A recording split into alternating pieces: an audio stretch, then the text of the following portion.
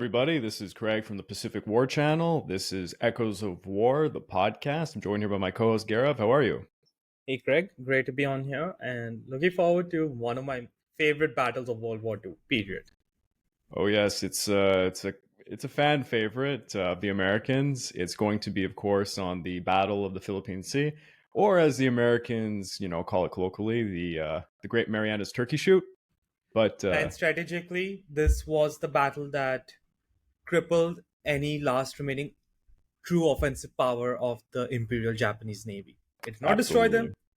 It would get destroyed later, but any real attacking threat has been neutralized. yep.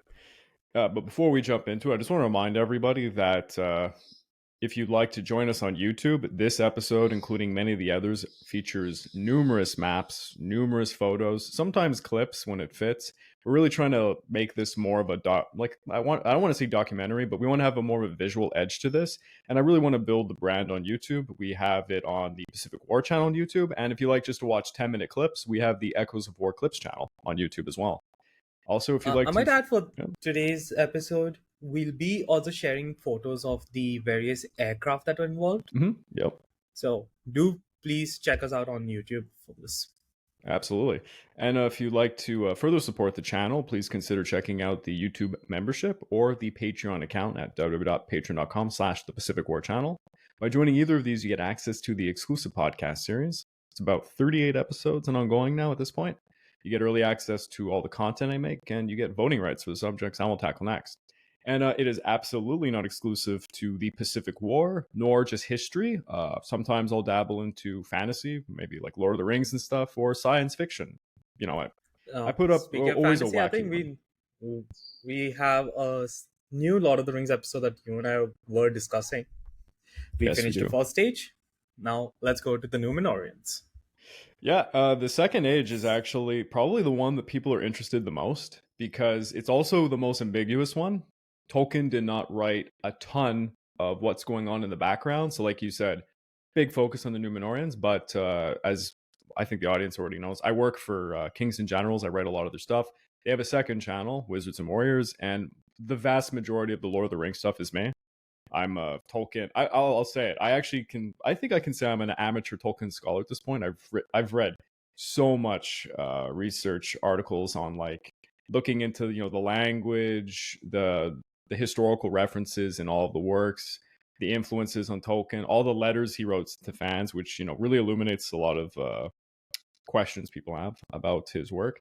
But I won't go down that rabbit hole here. We're gonna jump into this, but first I want to bring up a map because we need to explain how we even got here. Looks like I I have think so many. we'll be going with a short summary of the Pacific War. All right, so for those who are not with us visually, I just put up a map of the greatest extent of the Japanese Empire during the Pacific War. So you're talking like mid 1942-ish. So, Battle of the Philippine Sea, how did we get here? Well, clearly, the Japanese had opened up the war against the West with the surprise attack on Pearl Harbor. And, this basically kicked America into hypergear so that they could build up their industrial capacity, improve their logistics, modernize their forces, and so forth. There was quite a few crucial battles. Yeah, they began total war almost immediately, whereas Germany began total war economy in like 1944. So the I think it Americans... was just it was well after Stalingrad and Kursk. Yeah, anyways, we could make a whole episode on just the ridiculous idiocy of Nazi Germany and But Japan I too. just want to add one thing that really worked for America is Roosevelt had been slowly nudging the Yes. US into a state of war since since Churchill took over in April 1940, May 1940. And it was slow. Yep. But at least the momentum had been built up in terms of getting alignment with the major manufacturers of automobiles, all the various companies, right? You had departments set up. Yep. While there was resistance, momentum was there. So the US were not starting from a complete ground zero. They Hmm. already had momentum, and now it was just going to accelerate rapidly. Yep. So after the surprise attack on Pearl Harbor, we had some key battles that changed things. The first crucial battle would be the Battle of the Coral Sea. This halted the Japanese invasion of Port Moresby. And One thing I just want to add for Coral Sea, if I may, it was the first large scale encounter of two navies without either yeah, fleet seeing each other, because it was the first true carrier battle. yep. It actually demonstrated the primacy of aircraft carriers and air power over, the traditional like surface ship engagement beliefs, like the big gun club, what they would believe was going to be the future of naval warfare. Black Shoe Club, right? Yeah, the Also, Black that is Shoe another Club. term. But shortly after, I think the one that people are more familiar with is, of course, the Battle of Midway, which it delivered a very decisive blow against the Imperial Japanese Navy, taking down quite a few carriers. But it was not the turning point of the war. It was a blunting force, and a very successful one at that. Yeah. Four carriers destroyed, a lot of the crews, and experienced aviation Mhm. knowledge was at the bottom of the Pacific. Yeah. But as you said, they just blunted the force, because in the considerations for the strategic scenario in the aftermath, you they you there was not going to be any push from the Aleutian Islands up north, Yeah. and the Central Pacific was where the IJN was still the king, because they still had two three more carriers. They had a lot of surface vessels, and they had fortified a lot of air bases. Yeah. It was seen as too dangerous and too powerful to engage right now Mhm. in mid 1942, which is why we come to Australia and New Guinea, where MacArthur has to face his greatest enemy of all time and work with them, the United States Navy. Nate's Navy. Yeah. Yeah. Yeah. But as you mentioned, so the Japanese did not lose the initiative. They were still capable of offensive actions after Midway. What really was the turning point of the Pacific War was directly after Midway, the Guadalcanal campaign. Through the multiple naval battles that would occur and the land campaign itself, the Japanese ended up losing the Guys, we've initiative. covered several of the battles, Savo Island, the naval battle of Guadalcanal, so do check us out Yeah, I don't know. Did on we our do Cape episode. Esperance? We did Savo We've done Island, the we've naval done battle of Savo, Guadalcanal. we've done those two. Cape Esperance. Do we? I think we have maybe one or two more we could do. They're there's some smaller naval battles, mind you, but we covered quite a few of Okay, them.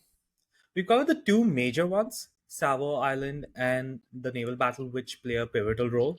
Hmm. But yeah, folks, do check us out. But as Craig was alluding to, the Guadalcanal was a slugging match between the United States and the Japanese. Between both, all their combined services were involved: air forces, navies, right up to several carrier battles, battleship engagements, Hmm. and supply runs. And it ended with the threat to New Guinea being diminished drastically, which freed up MacArthur's forces Hmm. in his South Pacific area. And Admiral Halsey's Southwest Pacific area began to push across the Solomons and into, the New Guinea campaign. Yeah. Sorry, the Central Solomons. My bad. Yeah. So now with that, the Americans had seized the initiative, so they were on the offensive, and the Japanese were firmly on the defensive. At this point, the Allies adopted their strategy, colloquially known as island hopping, and they would, bypass heavily fortified strongholds and seize whichever ones were strategically sound. It's kind of like the idea of taking stepping stones all the way towards the Japanese home islands. And this And would two be key strongholds that they bypassed and never really took were Rabaul in, near Mhm. Australia, and I think you can also. I think they did not take Truck, which was in the Central Pacific, which was all both being massive bases for the Japanese. Yeah, they just smashed them with endless amounts of raids. This would inevitably culminate in a sustained campaign across the central and the southern Pacific, and this includes, the Marianas, the Carolines, the Palo Islands, and such. And Might also add this was a political compromise, because yeah, MacArthur, as we said in our Philippine campaign series, he promised to be back and liberate the Philippines, which is why he wanted the drive to go from New Guinea to the Philippines.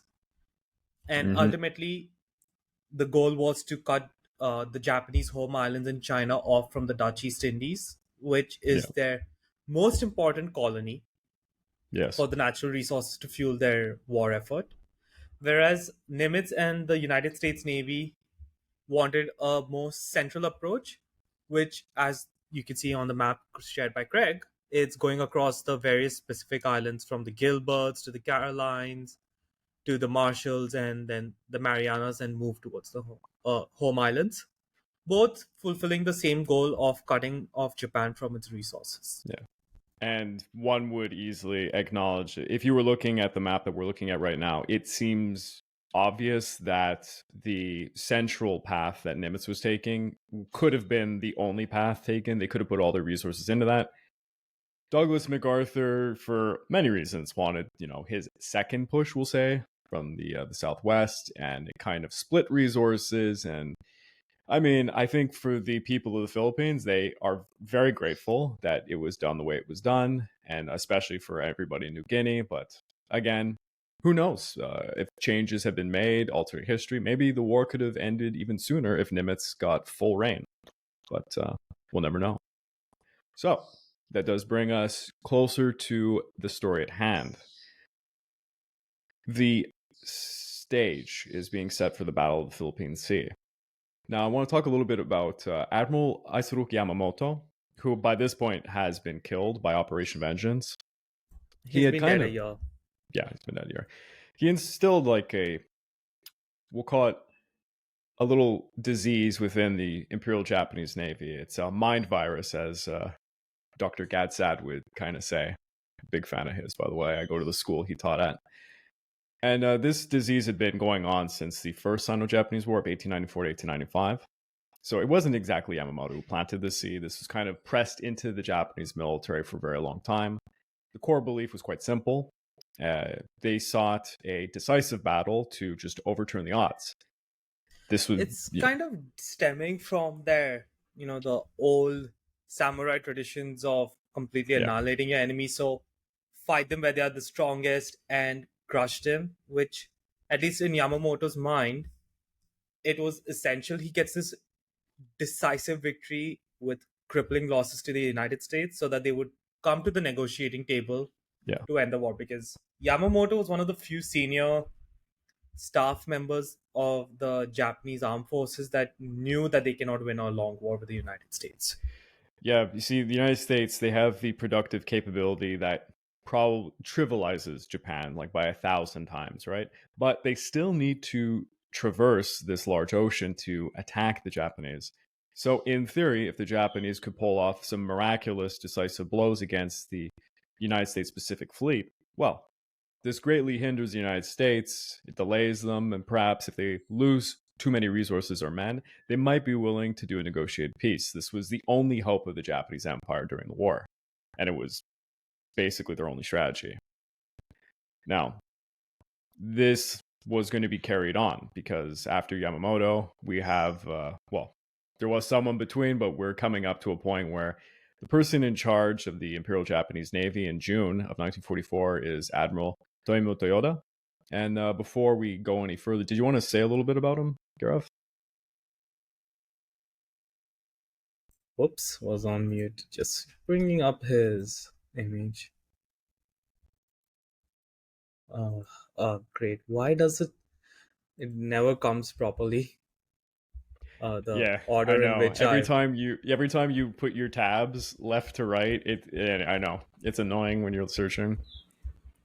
Just give me a moment, but just a small image of Admiral Toyoda, because he is now the commander-in-chief of the Imperial Japanese Navy.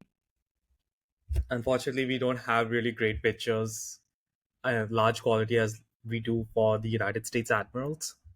But Toyoda was one of the most senior admirals, even in the build-up to World War II, for a country like Japan that was very hierarchical.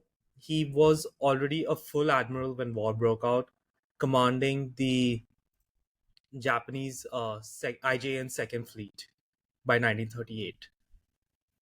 Now, during when war broke out, he commanded the Kure Naval District, which is one of the large administrative areas commands in the home islands.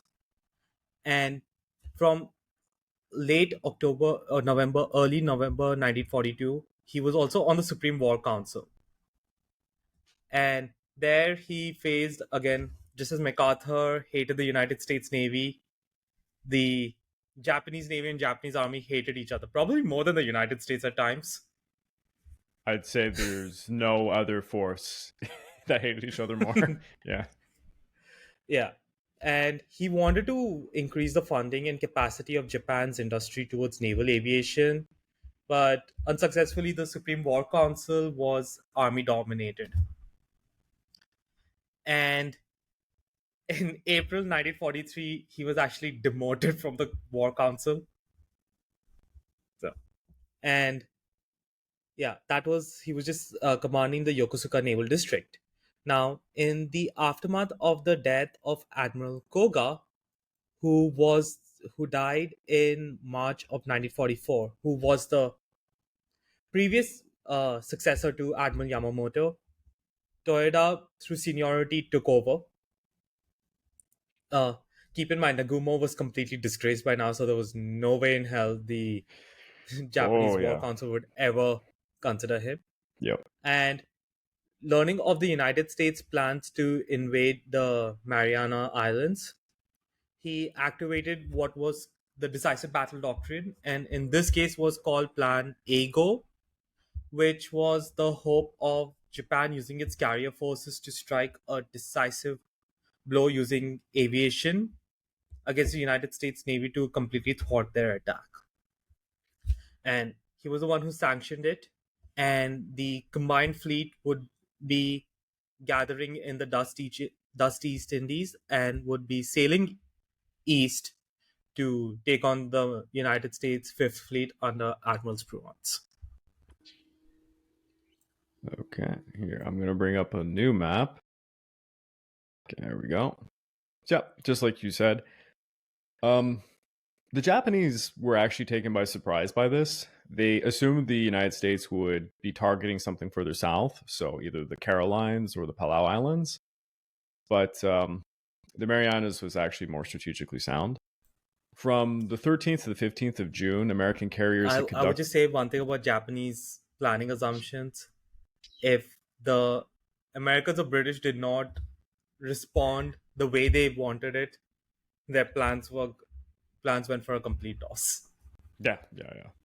They couldn't change their timetables very well. So in June, from the 13th to the 15th, American carriers began like airstrikes while surface forces were bombarding some of the Mariana Islands. On the 15th of June, the first American troops would go ashore at Saipan, which was a brutal battle, by the way. And basically, American control of the Marianas would actually bring their strategic bombers within range of the Japanese home islands. So this pushed the envelope, and this is basically why Toyota was forced to start Operation Ago, which was, the long-awaited, as the Japanese called it, the Kantei Kaisen, the decisive battle, because this was do or die now.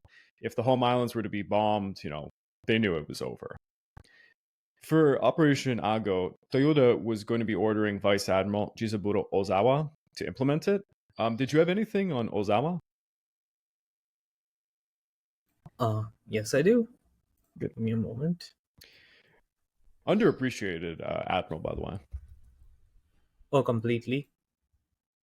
It's quite interesting that two of the admirals I'm going to be talking about, including Admiral Ozawa, were pioneers of naval aviation for their respective nations. Admiral Ozawa, his career in the IJN started in 1909 and had a pretty rounded experience, you could call it. He served on battleships, cruisers. Mind you, one of the battleships he served, Craig, the Mikasa, very early in his Mm-hmm. career. Yeah. And he had experience with gunnery and also torpedoes. And then, became a destroyer captain. He achieved flag rank in towards the end of 1936 and was teaching the Air College. And he was the first high-ranking Japanese officer that recommended the carrier forces be consolidated to create a powerful punch. which was the Kido Butai. A lot of the operational doctrine that the Japanese used for carrier operations, he was a key figure in developing that doctrine. The same doctrine that Nagumo would follow by the book. But Yes, he would. it but unfortunately he was never given command of the first air fleet or the Kido Butai because Nagumo was given it only on the grounds of seniority. Yep. And after he was overlooked for this role, he was given fleet command of the Southern Expeditionary Fleet, supported operations in the South China Sea, and provided naval support for the invasions of Malay and Singapore and the Dutch East Indies. Before the Battle of Midway, Ozawa led a group of cruisers into the Bay of Bengal, and they, sank a lot of merchant tonnage of the British, which resulted in 23 merchant ships being sunk, which was about 130,000 tonnage that was lost. And this was a comparable number to the Operation Berlin raid, where the Gneisenau and Scharnhorst in the Atlantic sank a similar number of isolated merchantmen. I thought it was pretty cool. Yeah. Then he commands the Third Fleet of the Japanese from November 1942 till March 1944, which is in the aftermath of Midway, and Yamamoto undergoes this massive reorganization.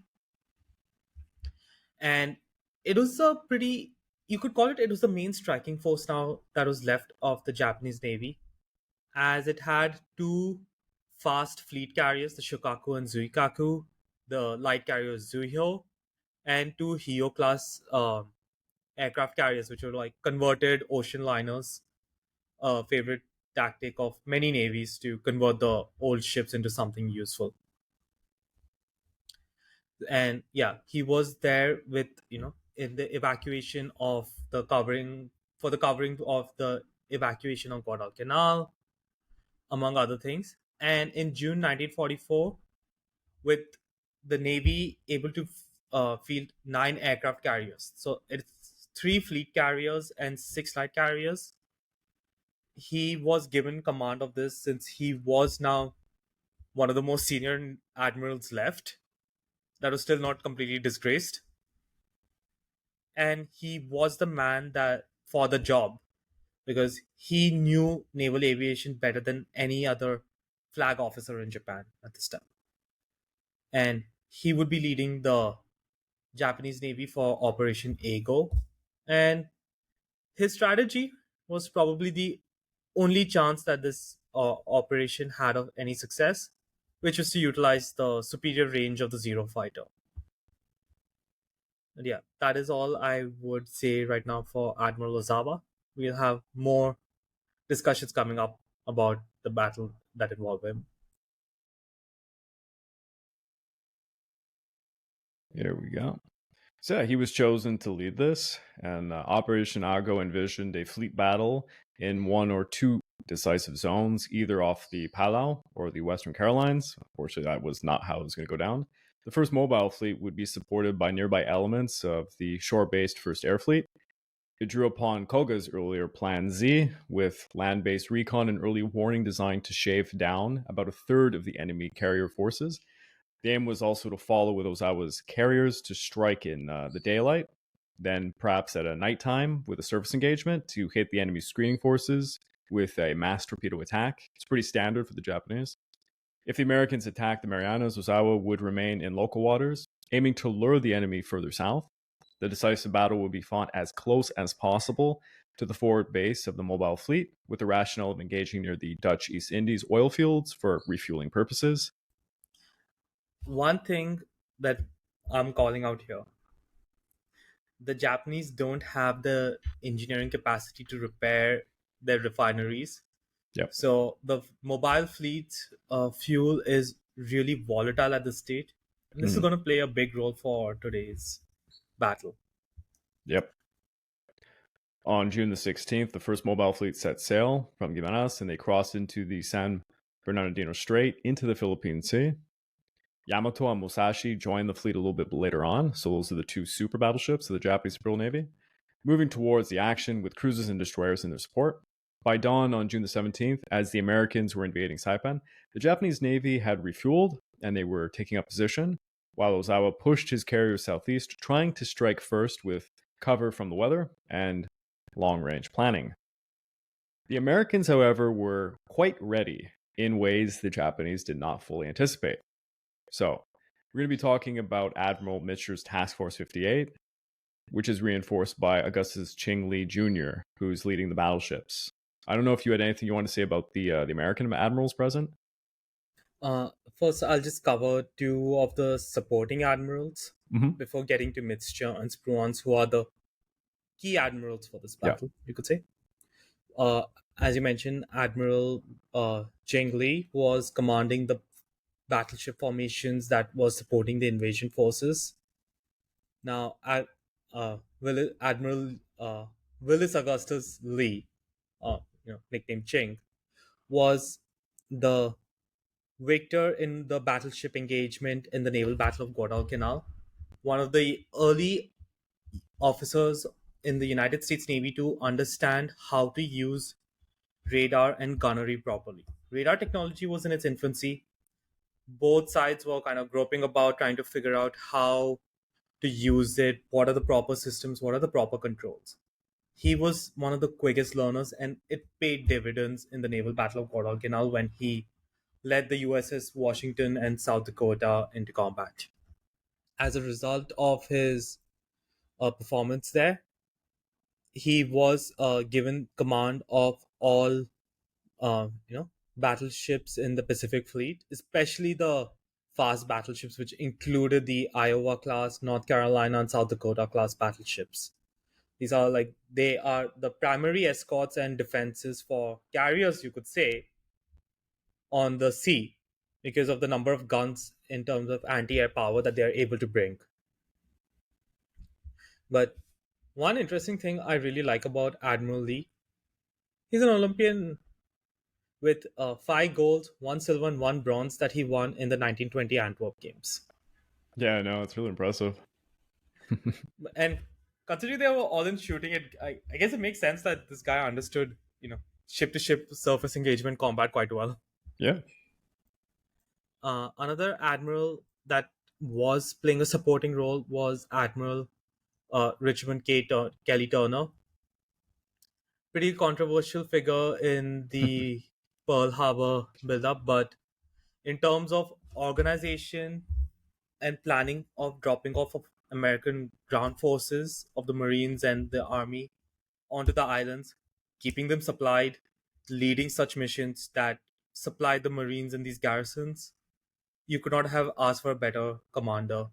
And he was instrumental in improving the way that the United States assaulted the beaches, etc., such as the barrage that would just be going ahead of the first waves, and you know uh, how the shore parties would disperse and create space for various supplies.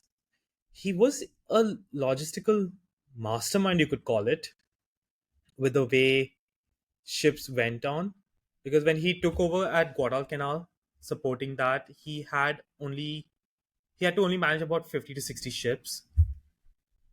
During the Marianas operation, which is going on now, he's managing over 430 vessels. And when you invade uh, Okinawa and such, you're talking about 1,200 warships that he's command. These all like destroyers for shore bombardment, landing crafts, barrages, etc. But it's still a pretty impressive feat of logistics. Yeah. Now that is there, and now one admiral I wish to talk about is Admiral Mark Mitscher. When I said like Admiral Ozawa was instrumental in the development of the the Japanese naval aviation, his counterpart is Mark Mitscher. Admiral Mitscher was through and through a naval aviator. Unlike Ozawa, who had a lot of Surface engagement capabilities, Mitscher was really the guy for naval aviation, and he, transferred very early. In just after World War One, he actually was part of a transatlantic crossing by air, and in the mid 20s, when there was on one of the big administrative debates between the armed forces branches of the United States for consolidating air power into an air force, Mitscher was a key person in allowing the United States Navy to retain operational command and autonomy over the naval aviation. Even though he was just a relatively lower ranking officer at this time, his expertise in naval aviation was key in letting the Navy win this bureaucratic war. And he would serve on the carriers Langley and Saratoga in the interwar periods, developing naval aviation, naval doctrines, etc. In when the war broke out, he was the captain of the USS Hornet and was part of the Doolittle raid, and would also be the captain during the Battle of Midway as part of Task Force 16. Sorry, Task Force 17. Sorry, 16 and 17. I keep forgetting which one Hornet was, but that was the point. And that's besides the point. And as we said earlier, the Battle of Midway crippled the offensive capabilities for a while of the Imperial Japanese Navy and allowed the United States to gain some momentum to take the initiative. Then, in the aftermath of Midway, he commanded the air forces in the Solomon Islands and would be commanding the carrier divisions in the United States Blue Fleet. I think that was what Ernest King's doctrine was, where when Admiral Spruance took over, it was the Fifth Fleet, and when Halsey took over, it was the Third Fleet. But all the time, Mitscher was in command of all carrier task groups, and they are going to be the protagonist for today's battle. He was pretty quiet, but very methodical and pretty aggressive as well, which he clashed with Spruance a couple of times over this, and even Halsey as well. And he was not part of the Black Shoe Club, so he did not give a damn about the honor of the battleship and heavy cruisers.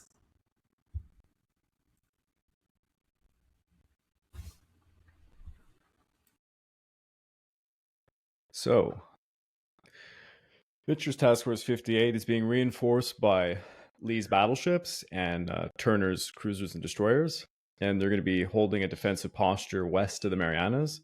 So if you're looking at the map right now, you can kind of see that posture as they prepare to counter any move from the Japanese.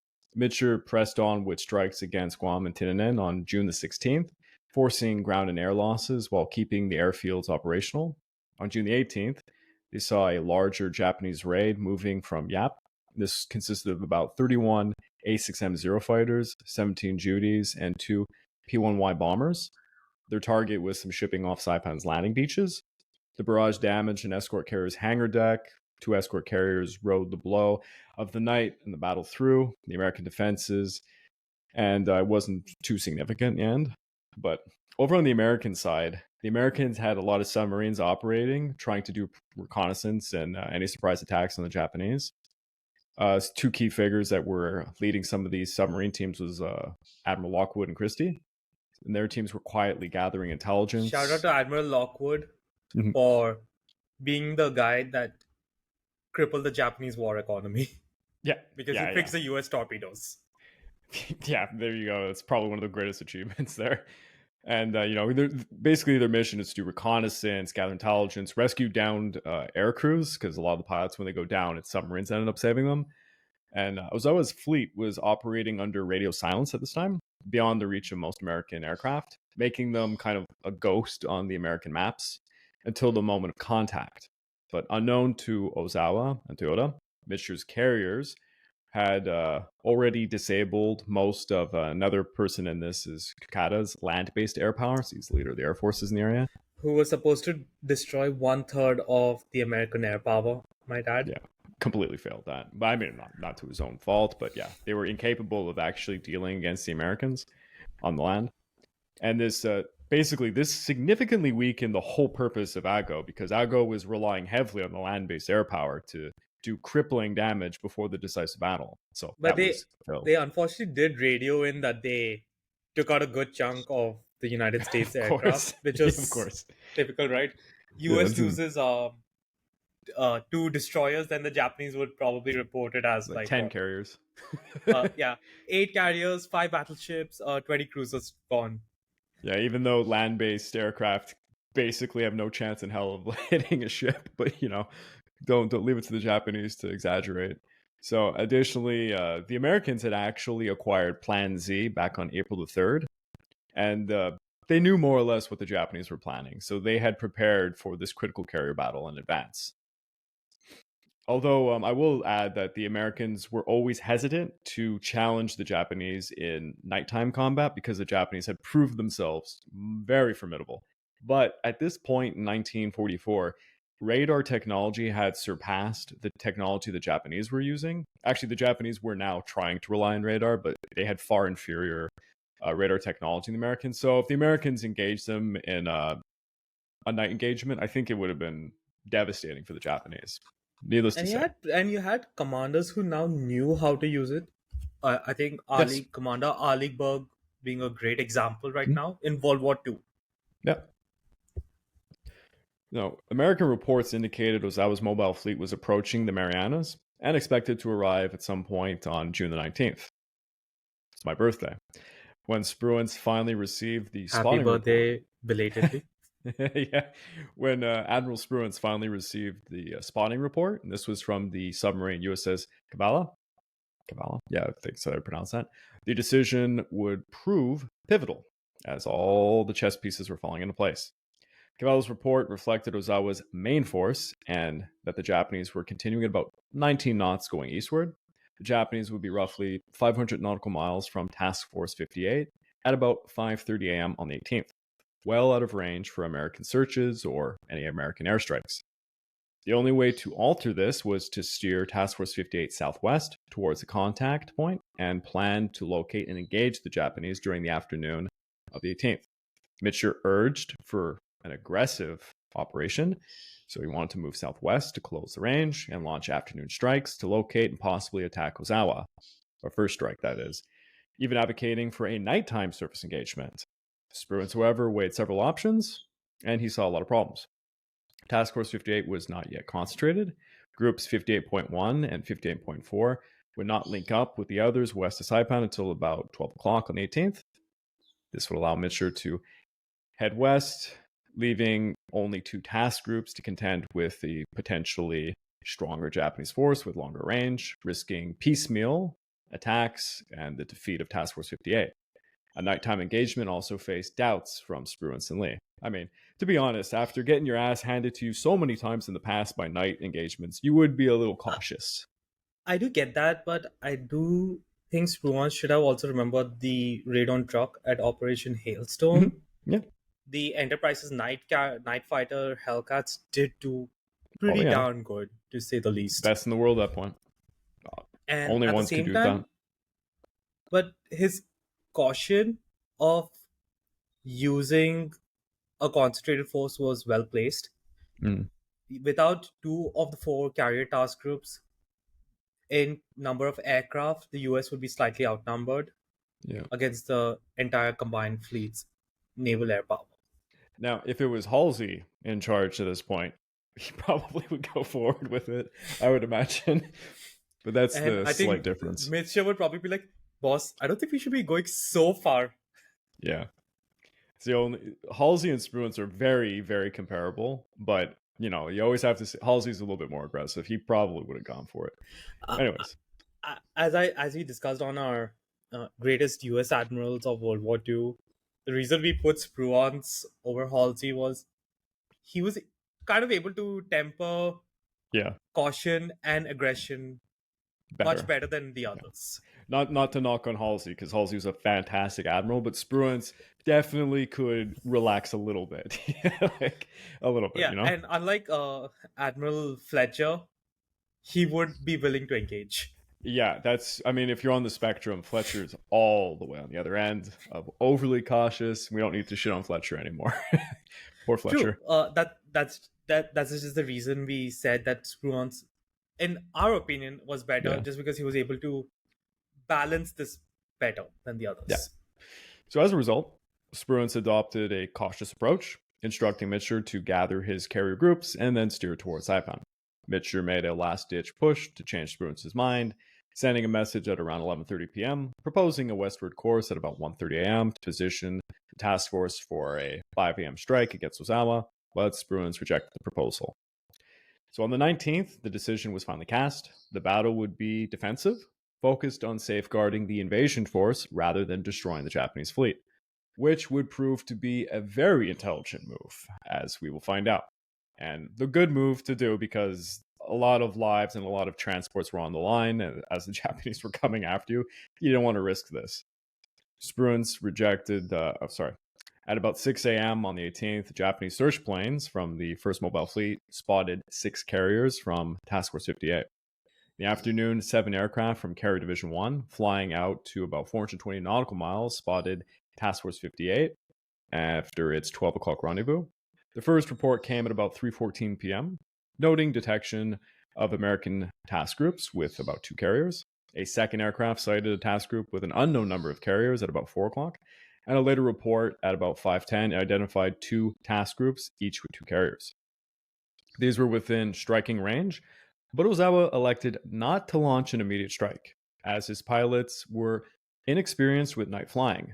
So we need to take a step back here and realize this is not the veterans of the Kido Butai. This is not the cluster of Japan's greatest pilots through 1941, 1942. A lot of these are new recruits, very young pilots, Not only very the inexperienced. pilots, not only the pilots, the Air crews. crews too. Yeah, the air Yeah, crews, all the maintenance, everything. Japan is working with not great pilots, because unlike the United States, who recycled their veterans to train the up and comers, it's Japan did not. it's such a stark contrast on how the British and Americans use their air crews Yes. versus both the Germans and Japanese. That's why they were hemorrhaging quality as the war Yeah. went on. Whereas you could say the United States and Britain, if push came to shove, they had a huge pool of veterans ready to just take aircraft. Yeah. Unfortunately, the Japanese wanted to strike hard and strike fast, use the very best, the cream of the crop right away, and abuse them. To be honest, if you look at the service time of the pilots of the Kido Butai, it's absolutely ridiculous how You can much they had to even serve. make that case for the Luftwaffe. Like, I remember there Yeah, was one absolutely. particular ace. He was pretty much, except for like maybe 6 7 days of leave between the invasion of Poland till he died in mid 1943. Just 6 7 days of leave. Otherwise, he was fighting Yeah. in France, Poland, Britain, Russia, Balkans, everything. He And went insane. you have to treat these people, these veteran aces, these are valuable resources to train other pilots to lend their knowledge. And this is something you would see in the Allies a lot, but for the Axis. Hey guys, this is Craig from the Pacific War Channel. Please don't forget to check out my YouTube membership or my Patreon account over at www.patreon.com/the Pacific War Channel, where you can join the ranks and gain access to a hell of a lot of goodies. At the base minimum, you get access to the exclusive monthly podcast, early access to all of my content, voting rights for what subjects I will tackle next, and at higher tiers, I have much more goodies to come. So please click that link and check it out. Not so much so. They wanted to try and do their decisive punches early on, because the longer the war went on, the worse it was getting for the Axis. They didn't have the resources to outproduce the Allies. So that it makes sense from that viewpoint. But anyways, so yeah, they're not working with the best pilots. Rear Admiral Obayashi Seo of the 3rd Carrier Division nevertheless ordered a 67 aircraft sortie from the Zoyo, Chizoze, and Chiyoda in the hopes of a surprise attack. When he learned of Ozawa's decision, he reluctantly had to call off the strike. Ozawa correctly assessed that the enemy would hold position near Saipan, allowing him to maintain a distance. He shifted southwest to keep range, while Kurita's vanguard force moved east and forces of A and B shifted south. At about 3 o'clock on the 19th, all three forces turned northeast and then increased their speed to about 20 knots. Ozawa executed his plan, positioning to strike the Americans the very next morning. His only misstep was breaking radio silence at about 8:20 to coordinate with Kokata, who consistently misrepresented his Air Force's true condition while overhyping their successes, as we were saying. He's saying that he's taking down like half the American forces.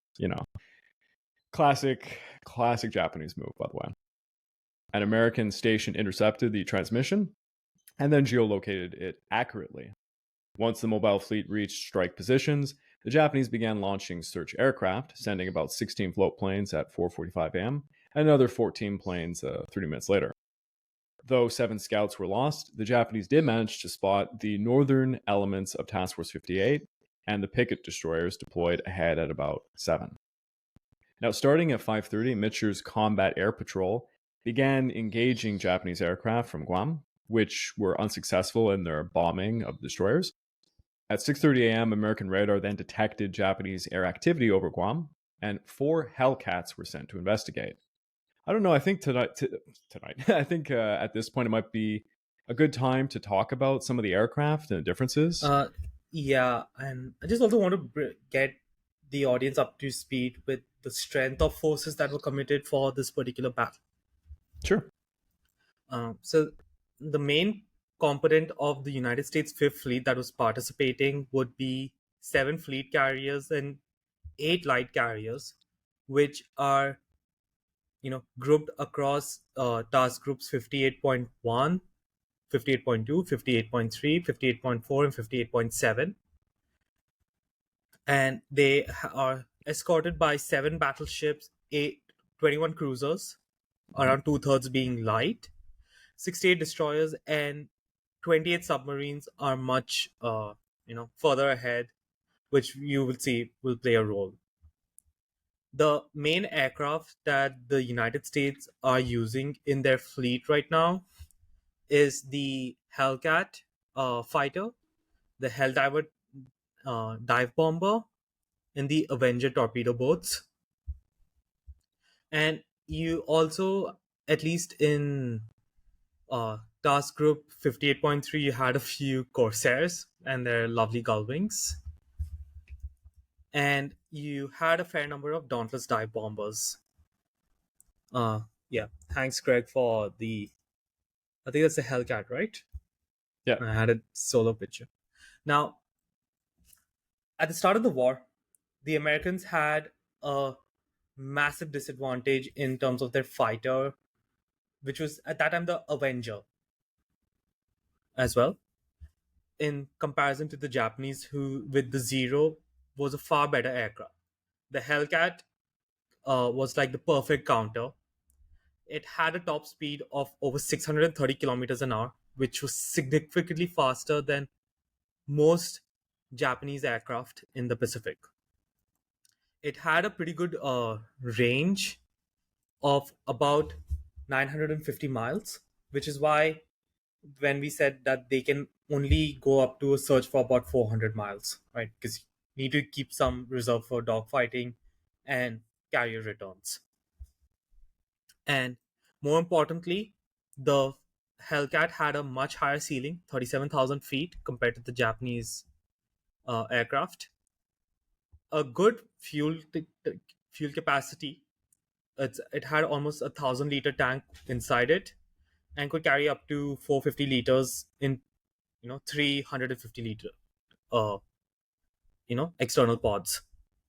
More importantly is the aircraft was armed. It had 6 heavy machine guns, each with about 400 rounds of ammo, and we are talking about 12.7 millimeter rounds against a lightly armored Zero, Judy, or Val. Oh yeah, this they are toast. It could also, if needed, carry up to 1.8k tons of bombs. And by this time in 1944, the United States are also using a lot of unguided rockets as well. So these things are going to be able to provide ground support roles, armor attacking roles against, like the battleships and all with these rockets and bombs, and also flying your combat air patrol or air interception missions. And they were far better armored, I might add, that a favored tactic of American fighters to avoid Japanese fighters was to fly straight through the Japanese flag, because the Japanese flag were more likely to destroy their own Zeros than an American aircraft. So that was it. The next major aircraft is the Helldiver. Just one moment. I'll just take over sharing for that. Yep.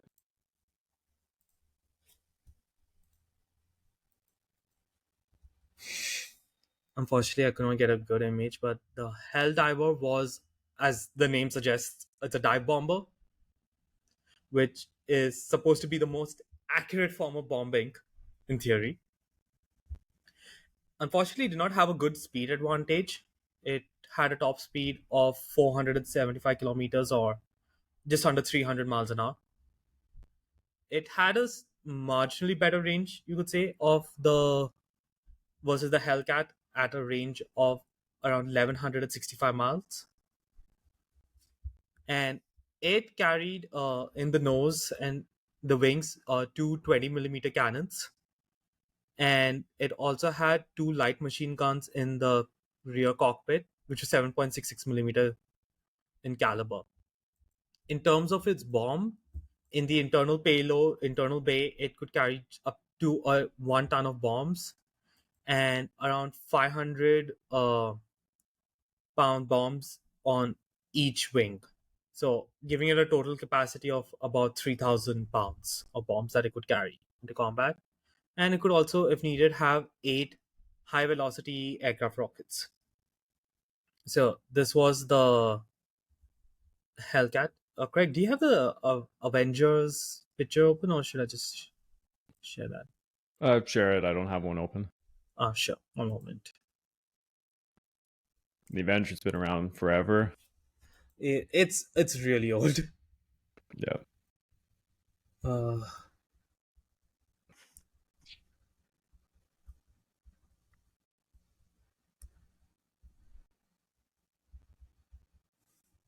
where is the? Unfortunately, this is the one of the most. Yeah, found it.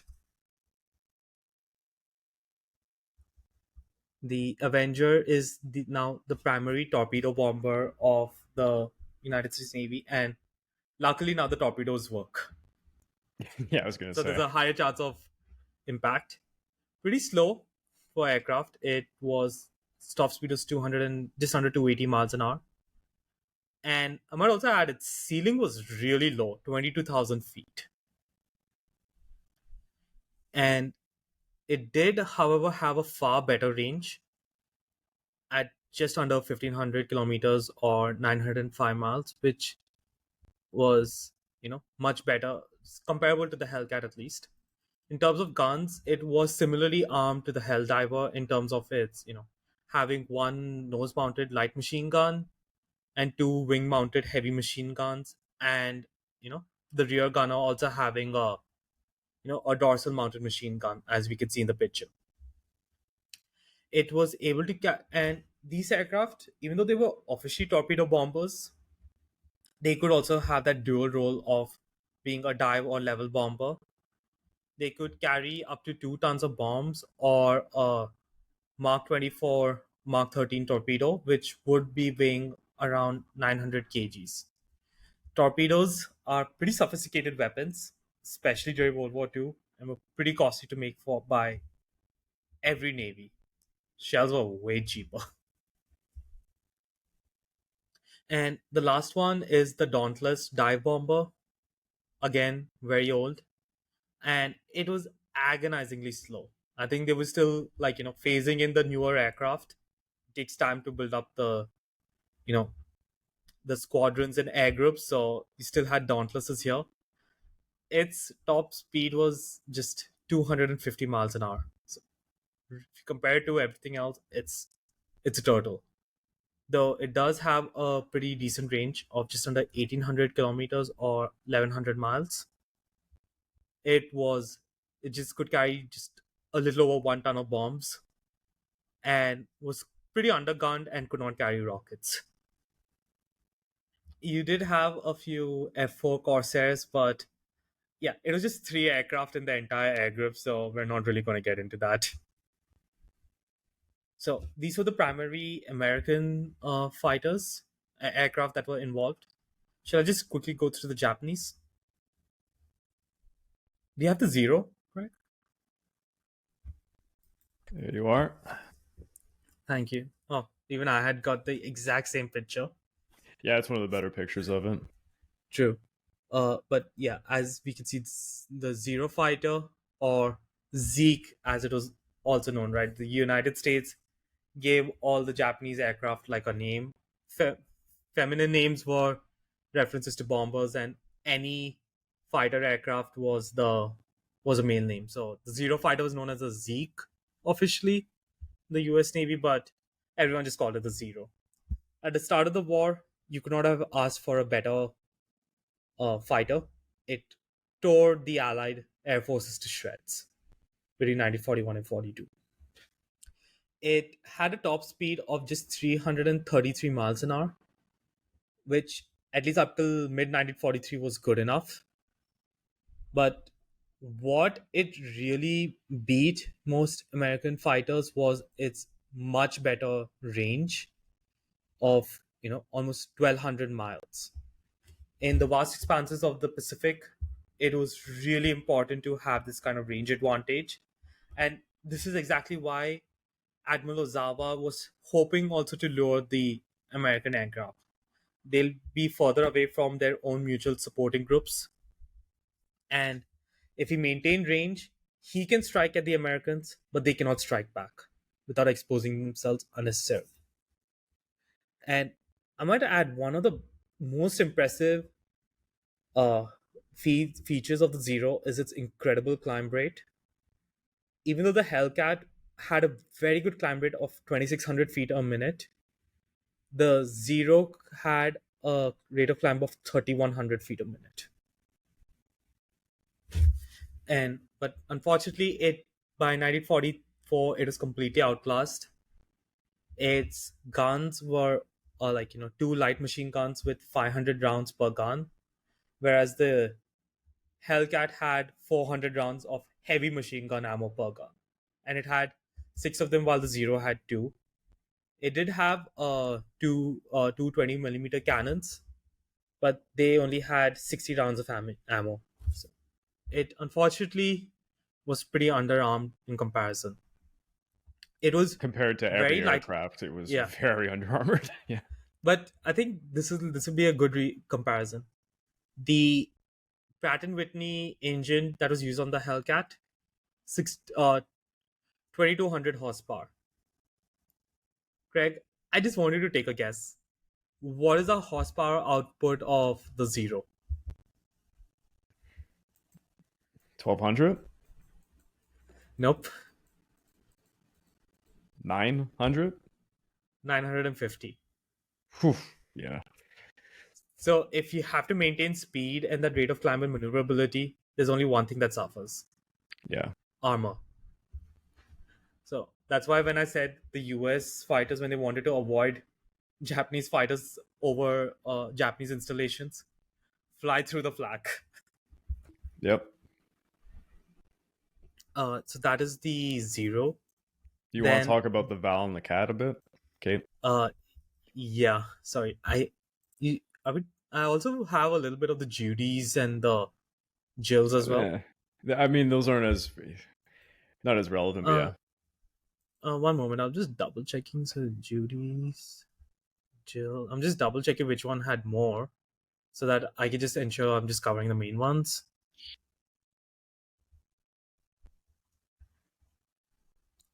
I'll just cover the Judys and the Jills then. So the Judys were the Yokosuka D4Y. Let me just share that I have the image. Just take over sharing.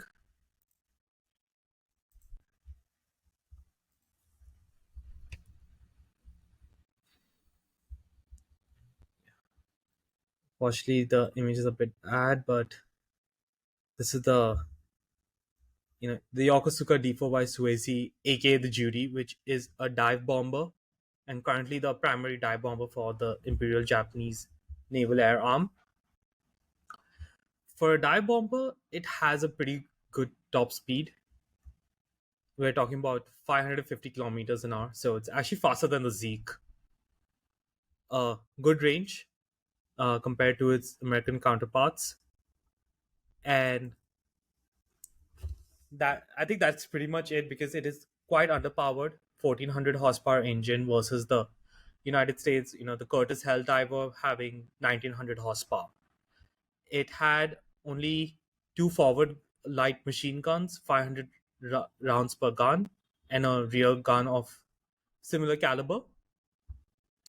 And it could only carry about two 500-pound bombs. And as you can see, it kind of does give that flimsy look and feel into it in terms of its construction, as many Japanese aircraft were very, very light.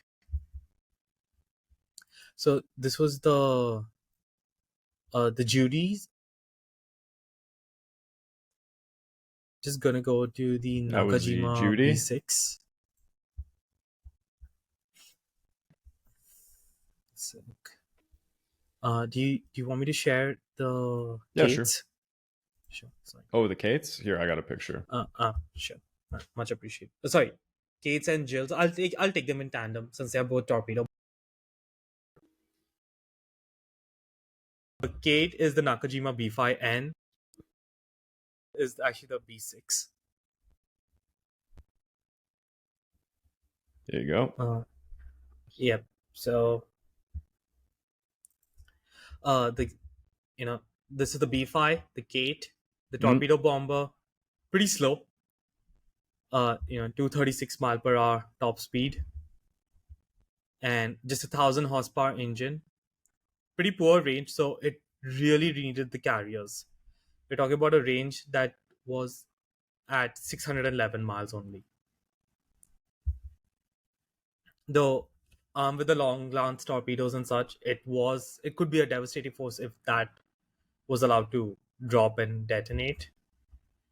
It had a similar armament to the Judies in terms of two forward guns and one rear gun, and it could.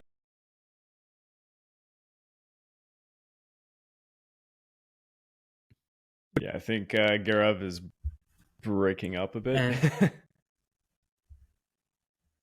oh shoot, is it better now? Yeah, it's better now.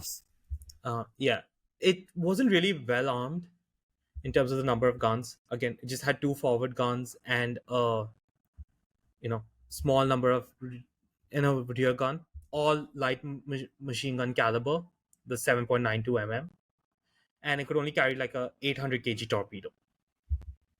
The Jill, which was its successor, it was much faster, top speed of just over 300 miles an hour, so it has a 70 mile per hour advantage. Significantly better range from 600 miles, it's just under 1100. And that was pretty much the improvements you could call it, because in terms of armament, it was very similar in having a payload of 800 kg torpedo and the two forward light machine guns and a rear machine gun that was again light. So that's pretty much it for the main aircraft that were used. We had limited numbers of the FOU and the VALs as well, but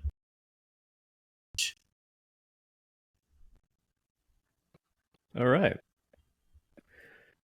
So, starting at 5:30 a.m., Mitcher's Combat Air Patrol began engaging the Japanese aircraft from Guam, which were unsuccessful in their bombing of destroyers, I had mentioned before. At 6:30 a.m., American radar then detected the Japanese air activity over Guam, and 4 Hellcats were sent to investigate. At 7:20, these arrived and they found themselves in the middle of many Japanese aircraft taking off. More Hellcats were rushed in, and beginning at 8:07 a.m., for the next hour, there was constant combat over and around the Guam area. Up to 33 American fighters were involved, and they claimed 30 fighters and 5 bombers. The Americans also claim to have destroyed multiple other aircraft, possibly on the ground. Now, with the return of Japanese float planes, Ozawa was now getting more reports, and he was preparing to launch his first strike, deploying 69 aircraft. This would be 16 Zero fighters, 45 Zeros with bombs, and 8 Jills Nice. with torpedoes at about 8:30 a.m. This is going to be under Obayashi's command. Fortunately for the Americans, radar warnings enabled Mitchell to dispatch every available Hellcat for interception. At 10:23 a.m., launching of every available Hellcat came from Task Force 58. It began to head east into the wind. The American carriers cleared their decks. All the airborne bombers on search and patrol missions were instructed to keep clear of the area, allowing the fighters to return as necessary for refuel and rearming. The goal was to just keep... It's. Yeah, I just wanted to say such a stark contrast to Midway. Midway, they were struggling to launch large air groups between just three carriers, and here they're coordinating of course. multiple carriers and decks, Yeah. and in much fewer minutes than what the Japanese were able to do. I mean, I'm pretty impressed with it. Yeah. The goal is obvious. It's to keep as many fighters in the air as possible to intercept all the incoming threats. The Hellcats reach interception altitudes between 17,000 and 23,000 feet, when at about 10:35 a.m. they spotted the incoming Japanese aircraft, identified as two groups of strike aircraft with escorting Zeros on each flank. The first American fighters on the scene were Hellcats from the carrier the USS Essex, led by Lieutenant Commander Brewer of Fighter Squadron 15, that's VF-15. The escorting Japanese fighters did not protect the bombers, and the bombers began to scatter, making them easy targets to pick off. Brewer himself would claim 4 aircraft, and his wingmen would claim another 4. In all, VF-15 pilots claimed 20 Japanese aircraft. Joining the Hellcats from the Essex were also fighters from the USS Hornet and the Bunker Hill, as well as from 5 other light carriers, for a total of 50 Hellcats. Now, Hellcat is probably one of the most dangerous aircraft in the world at this time, and they're being concentrated in large numbers. So the Japanese they're in for a bad time. Altogether, about 25 of the 69 Japanese aircraft in this one raid were accounted for by the initial interception.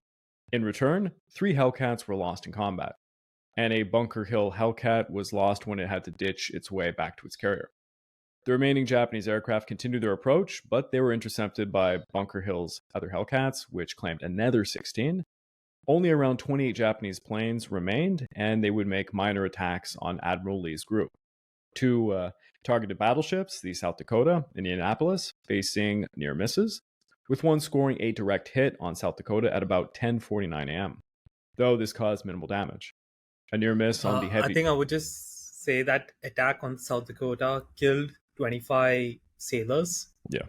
and that was the only major hit the Japanese are going to score in the entire battle.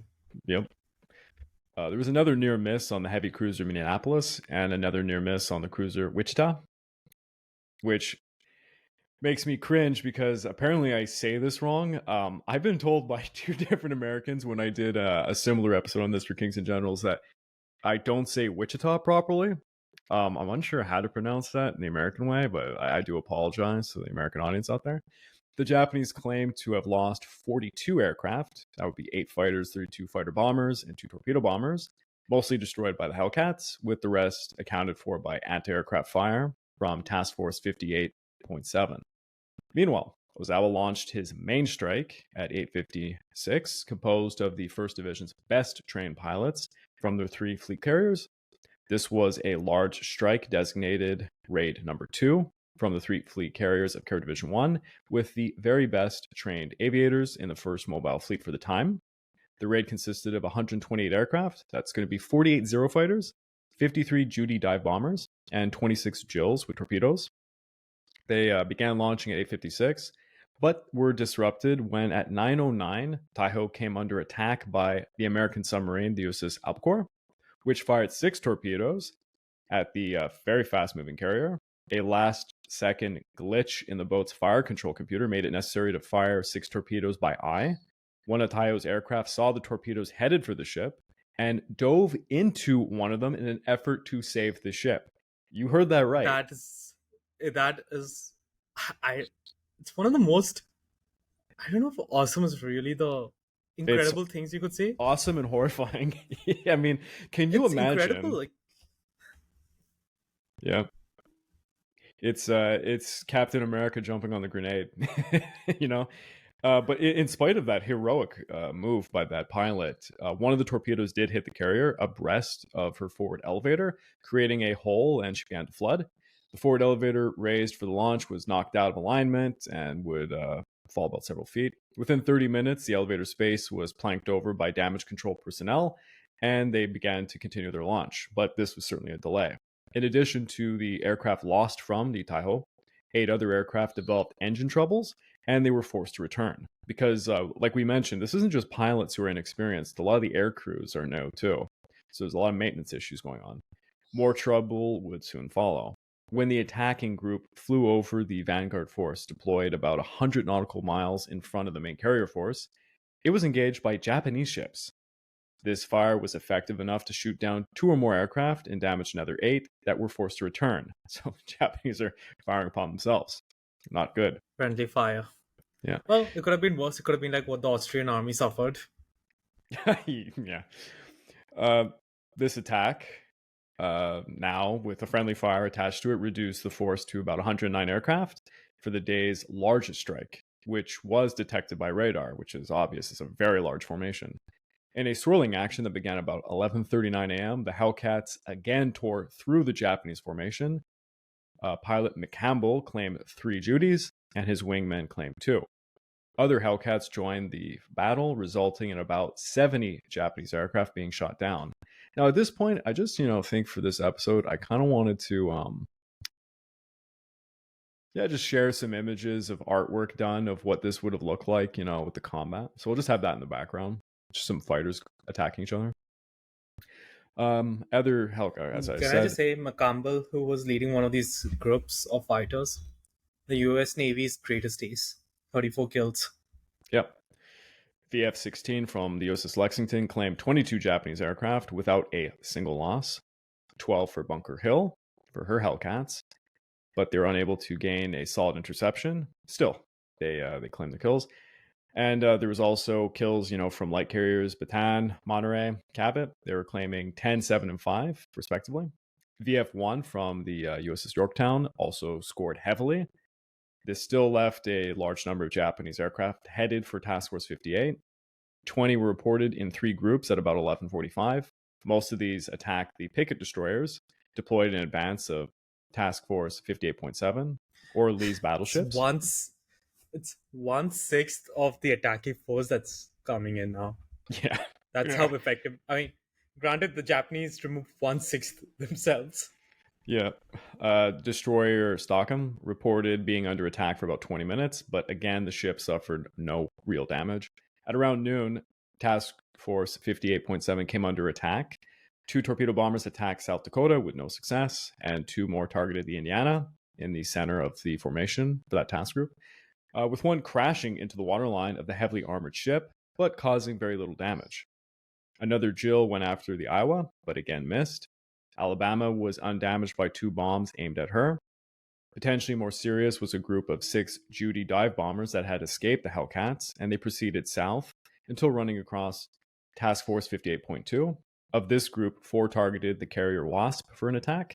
None scored a hit, but 1 bomb detonated overhead, raining some shrapnel that killed a man and wounded 12 crewmen.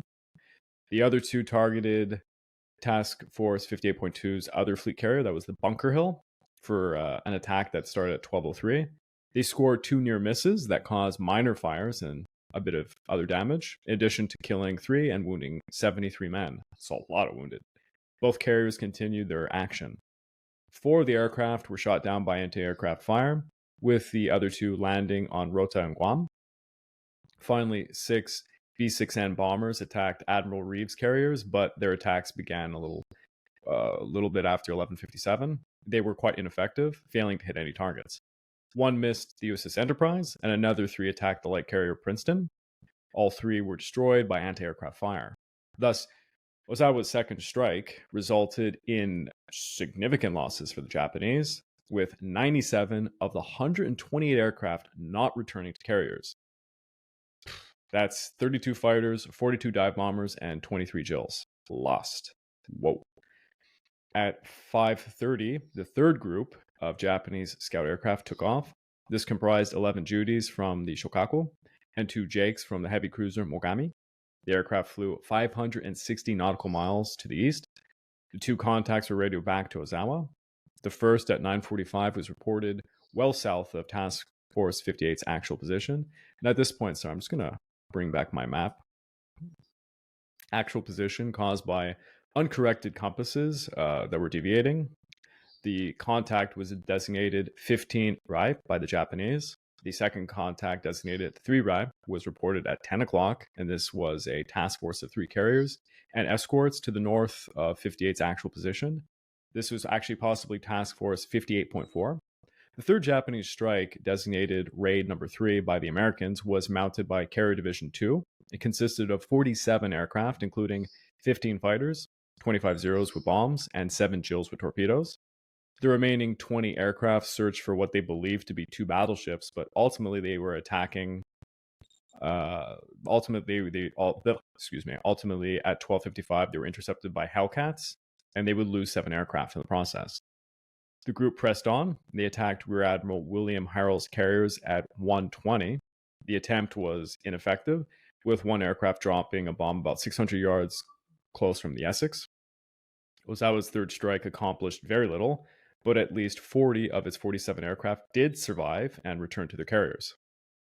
Now, at 11 o'clock, Ozawa launched his final attack of the day, consisting of 82 aircraft from carriers Junyo, Hyo, Ryo, Zokaku, all of Carrier Division 1. This comprised 30 Zero fighters, 10 Zeros with bombs, 27 Vals, 9 Judys, and 6 Jills. The planes set off for a new incorrect southern target, and they would find nothing, causing them to divide into 3 groups. The largest group, of about 49 aircraft, headed towards Guam, where the Americans had been periodically discarding ordnance to neutralize Kokata's airfields. As Ozawa sent his strike against Task Force 58, Spruance directed Mitscher to keep a number of Hellcats active over Guam to disrupt any attempt to mount attacks from there. This actually reflected Spruance's fear that the Japanese would use Guam as a base for shuttle bombing using aircraft from the First Mobile Fleet.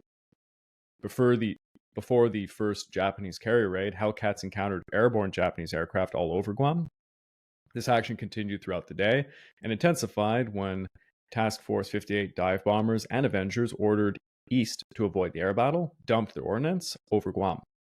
Before noon, 15 of the Yorktown and 17 of the Hornet, these are hell divers, bombed Orote's field on Guam. Another attack was mounted at about 1:30 by some Dauntlesses from the Lexington and the Enterprise. 9 Avengers from Enterprise and about 10 Hellcats were used for escort.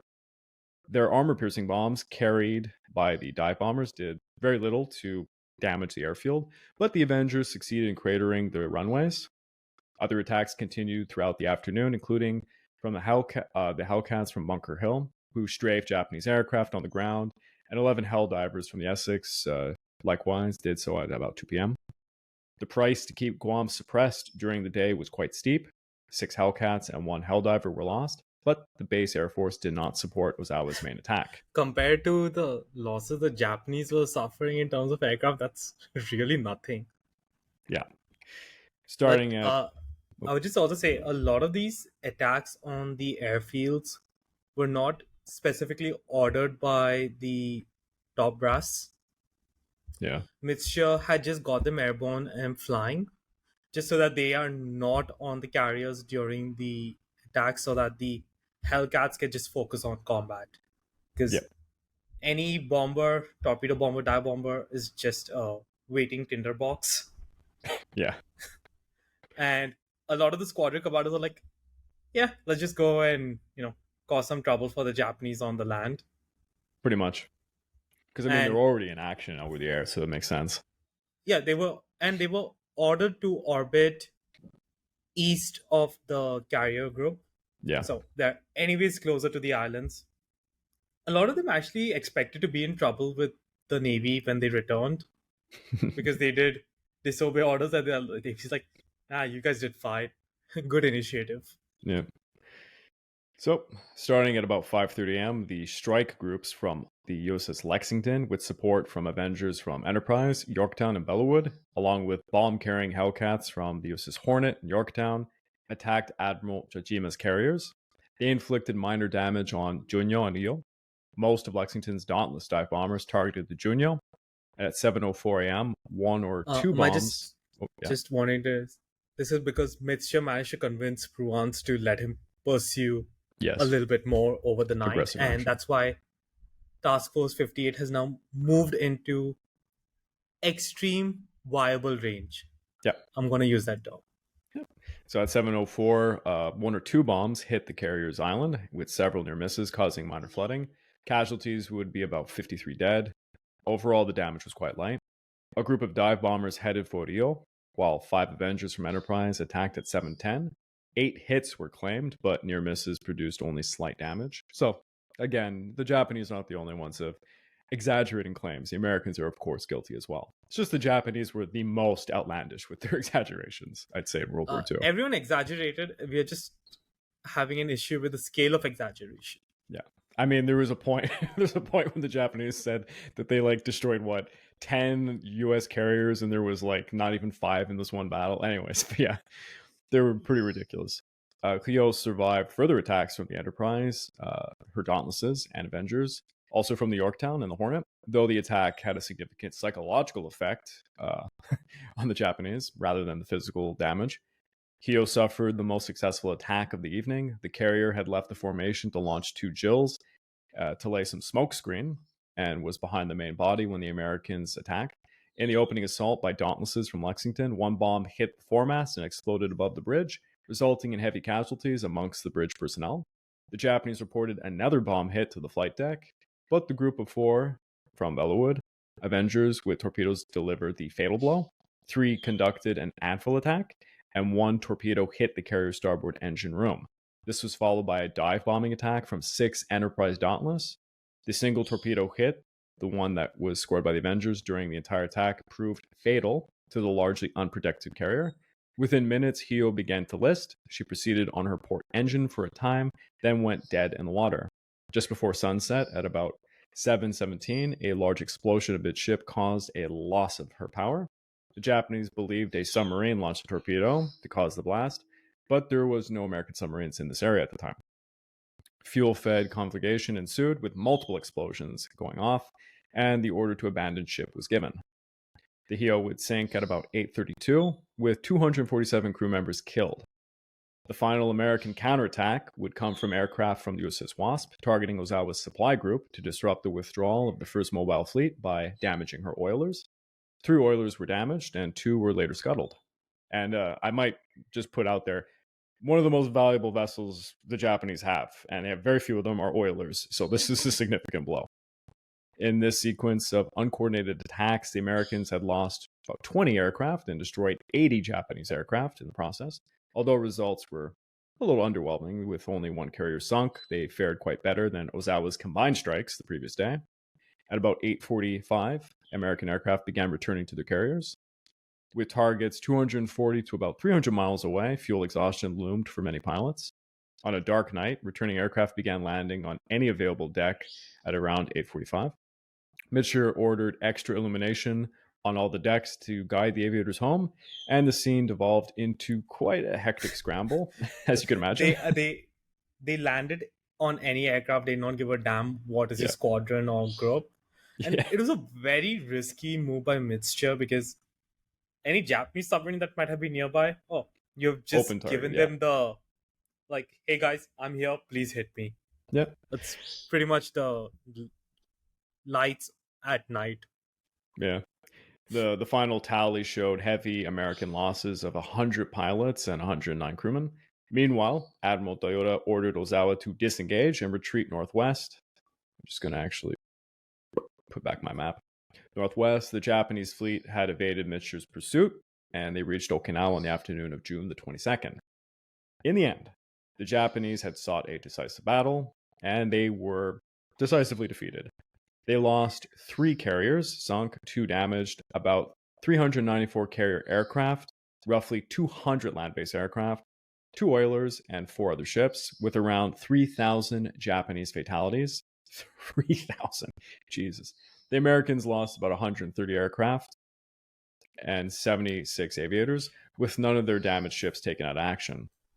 I might also just add the Japanese with 350 carrier aircraft losses. They had come into this particular battle with 450 in total.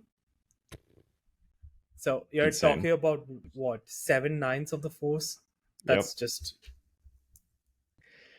almost 80% of all the carrier aircraft of Japan have been destroyed in this battle. Yeah. And I don't think you mentioned it, but I wanted to also talk about the Taihō, because we were focused mostly on the aviation combat, but the Yeah. Taihō, which was the aircraft that was hit by the torpedo by the Albacore, that torpedo hit not only damaged the elevator for a bit, but it ruptured a fuel line, and this unrefined fuel started to leak out. And at the same time, the inexperienced crew saw a lot of ordnance was not stashed.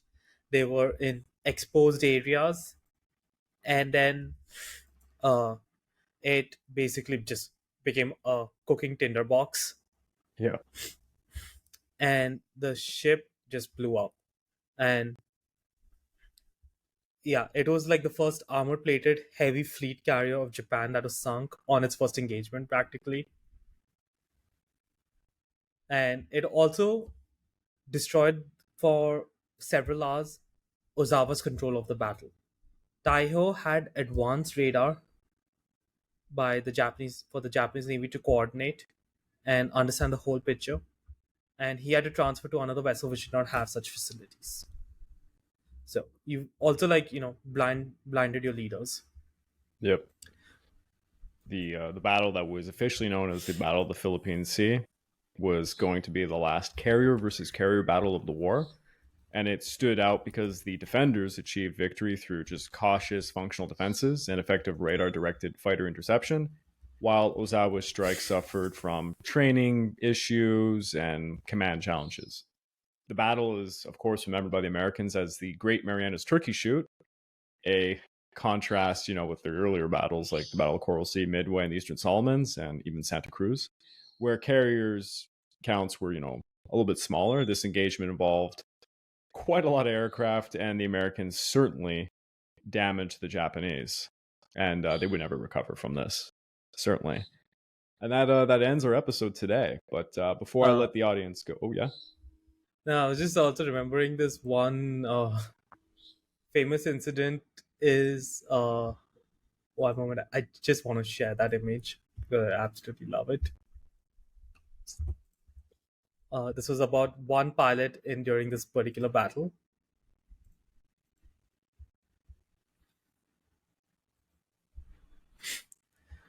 So this is Admiral Mark Mitzcher with pilot Alexander Vraiq. I'm sorry, I can't pronounce that last name. And he was the highest scoring United States pilot for this battle, getting 6 kills in one day. And Mitzcher, the naval aviation enthusiast, just wanted to take a picture with him and congratulate him, just because it was amazing to see someone get such an accomplishment. Yeah. Makes you wonder what he might have thought of Joachim Marseille. True. 15 kills in one day. So yeah, that concludes this episode. I just want to say to the audience before you go, please consider checking us out on YouTube, as we put up a lot of different photos, maps, and such, especially when we were going through all the different aircraft models. If you'd like to further support us, please consider checking us out on the YouTube membership or on my Patreon account at www.patreon.com/the Pacific War Channel. By joining either of these, you get access to the exclusive podcast series, get early access to all the content I make, and voting rights to the subjects I will tackle next. Stating all that, until next time, this has been Echoes of War.